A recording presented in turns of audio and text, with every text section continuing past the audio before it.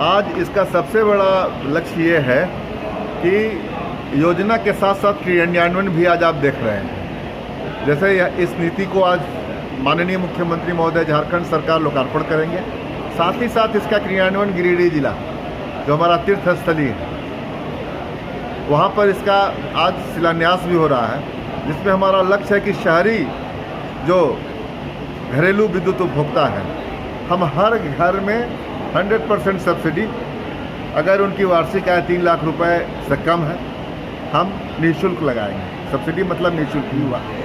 अब उससे क्या फ़ायदा होगा? नीति आ गई, एक जिला में आ गया, और अगर हम सफल हो गए, सफल तो होंगे ही होंगे, अगर हम सफल हो गए तो 24 जिलों में जो शहरी आबादी के प्रथम चरण में लिए जाने वाले औसतन 3-3 लाख घर हैं, कुल 72 लाख घर में हम 2 साल के अंतर्गत इस योजना को क्रियान्वित कर देंगे। जो किसान भाई हैं जो लेना चाहेंगे उनके लिए क्या सुविधा होगी और कैसे उनके लिए भी आप देखिए कि हमने पिछले वित्तीय वर्ष में कुल आपको 7,000 सोलर वाटर पंप 96% सब्सिडी पर हमने स्थापित कर दिया। आज Jharkhand renewable energy development agency पूरे देश में अपनी पहचान बना चुका है। हम देश के प्रथम 5 रिन्यूएबल डेवलप एजेंसी में आ चुके हैं। हमारा झारखंड बिजली वितरण निगम 15% रिन्यूएबल पावर परचेज ऑब्लिगेशन को पूरा करने वाला देश के 5 राज्यों में शामिल हो गया है। तो हमारा जो विकास की ओर बढ़ने वाला कार्यक्रम है, हम एक कड़े मेहनत और स्थिर सोच के साथ आप कह सकते हैं हम आगे बढ़ रहे हैं, गतिशीलता बनाए हुए हैं और काम दिखाई दे रहा है। सर, जो किसान आपसे जुड़ना चाहेगा वो कैसे जुड़ पाएगा? आज हम किसान सोलर पोर्टल का भी उद्घाटन कर रहे हैं। किसान सोलर पोर्टल हमारा जो सम्मानित किसान भाई हैं जो इस योजना का लाभ उठाना चाहते हैं, उनके पास खेती योग्य ज़मीन है, जो मानक अर्हता पूरा करते हैं, वो इस पोर्टल पर अपना आवेदन पंजीकृत कराएंगे। उनका एप्लीकेशन का क्या स्टेटस है वो भी उनको पता चल जाएगा।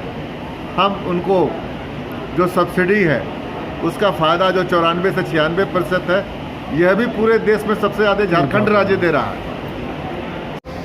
ये जो झारखंड का सौर ऊर्जा का पैनल पॉलिसी है, ये एक ऊर्जा सेक्टर में एक बदलाव का पॉलिसी तो है ही, लेकिन ये एक सोशल बदलाव का भी पॉलिसी है, इकोनॉमिक बदलाव का भी पॉलिसी है। इसमें आप देखेंगे अभी जो पॉलिसी का उद्घाटन होगा, इसमें मेजर कैपेसिटी इंक्रीज़ होएगा 4,000 मेगावाट तक का। आज जो झारखंड में 88 मेगावाट्स का जो कैपेसिटी है, वहाँ से 4,000 मेगावाट का कैपेसिटी बाय 2027। उसके ऊपर इसमें फ़ायदे का जो बात है वो है, इसमें झारखंड में कुछ 5,000 करोड़ का इन्वेस्टमेंट आ सकता है। कुछ 45,000 नए रोज़गार बन सकते हैं। और इस पॉलिसी का एक और जो यूनिक बात है इसमें कि अलग अलग टाइप का सोलर डिप्लॉयमेंट का पॉलिसी बनाया। कहीं पे बड़ा प्रोजेक्ट बन गया, कहीं पे रूफ टॉप प्रोजेक्ट बन गया, कहीं पे जैसे कहते हैं डिसेंट्रलाइज्ड सोलर, कहीं पे सोलर बेस्ड इरिगेशन, सिंचाई का पानी सोलर से हुआ, कहीं हुआ आपका कहीं आटा चक्की बन रहा है, जिसे कहते हैं सोलर फॉर लाइवलीहुड्स। तो ये अलग अलग श्रेणियों में, अलग अलग ज़िलों में इसका फ़ायदा हो सकता है।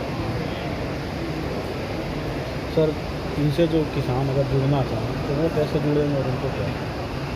अगर किसान जुड़ना चाहें तो यही है कि इसमें जो सिंचाई का, सोलर के बेसिस पे जो सिंचाई का जो है झारखंड में जो है कि ग्राउंड वाटर लेवल्स ऊँचे हैं, तो उसमें ग्राउंड वाटर से जो सोलर इरिगेशन का जो फ़ायदा बन सकता है, उसमें किसान का डीजल का खर्चा या बाकी बिजली का खर्चा कम हो जाता है, और सोलर पंप का भी खर्चा कम हो जाता है, क्योंकि ग्राउंड वाटर लेवल्स ज़्यादा नीचे नहीं है।